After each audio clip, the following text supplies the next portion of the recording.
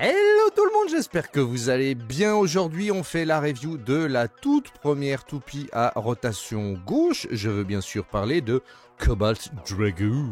On commence par regarder le packaging, donc belle présentation de la Cobalt Dragoon, le BX34. Le petit visuel sur le lanceur, puisque c'est un starter, c'est fourni avec un lanceur corde. Derrière, vous avez les caractéristiques techniques de la toupie. Et le fait que c'est bien et bien précisé une rotation gauche. Comparé au starter Hasbro qu'on avait eu sur le Sword Phoenix, voilà, c'est un petit peu différent quand même. Dans le packaging, comme d'habitude, votre petit fascicule pour parler un petit peu des prochaines sorties. Vous parlez de la toupie aussi un petit peu, et puis les items cachés. Vous aurez le mode d'emploi, d'utilisation et de montage de la toupie, évidemment tout en japonais. Au niveau du launcher, c'est un launcher corde, pas tout à fait sur la même conception que celui de la Sword Phoenix. Puisque vous voyez qu'ici on a une grande bande noire et ici on a un petit objet noir. J'ai été obligé de le démonter parce qu'il était un petit peu trop lâche. Et en fait on a cette partie là qui bloque les roues à l'intérieur. Au niveau des longueurs de ficelle, on est sur, bon là vous verrez pas, mais on est sur la même longueur de ficelle. Alors la toupie, on commence par le blade Cobalt Dragoon, très beau blade.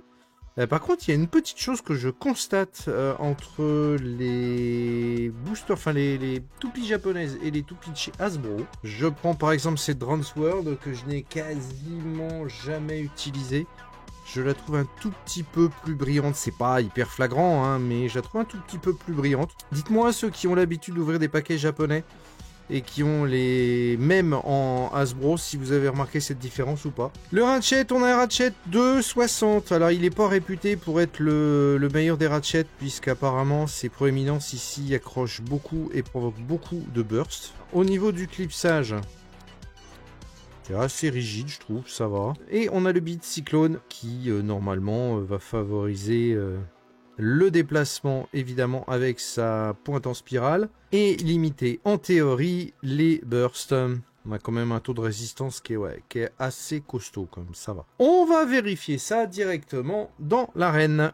Après avoir fait mes tests dans une arène Hasbro, je n'ai pas remarqué de véritable effet spin steel, contrairement à ce qu'on pourrait penser d'une toupie avec ce type de rotation gauche. Le beat Cyclone ne la mettra vraiment pas à son avantage face à des toupies de type défense ou d'endurance, car même si elle frappe très très dur, elle va avoir du mal à tenir la distance. Par contre, face à des toupies de type attaque, elle va frapper vraiment très très dur, même si elle n'a pas autant de puissance qu'une Sword Phoenix. Mais si elle arrive à frapper là où il faut au bon moment, c'est une éjection directe pour son adversaire. Et voilà les bladers qu'on pouvait dire sur cette Cobalt Dragoon, la première toupie à rotation gauche. N'hésitez pas à me partager votre avis sur cette toupie, spin steel, pas spin steel, battable, imbattable. Moi personnellement je pense que ça peut être une très très bonne toupie avec un très bon équipement. Je vous rappelle que nous sommes tous les mardis, jeudis et samedis soirs à partir de 21h sur Twitch pour des lives autour de la culture pop. Donc n'hésitez pas à venir nous rejoindre. Si vous n'êtes pas encore abonné à la chaîne, n'hésitez pas à le faire en cliquant sur le petit rond qui va s'afficher ici. Et d'ici la prochaine vidéo, je vous dis soyez beaux, soyez coquins, je vous aime.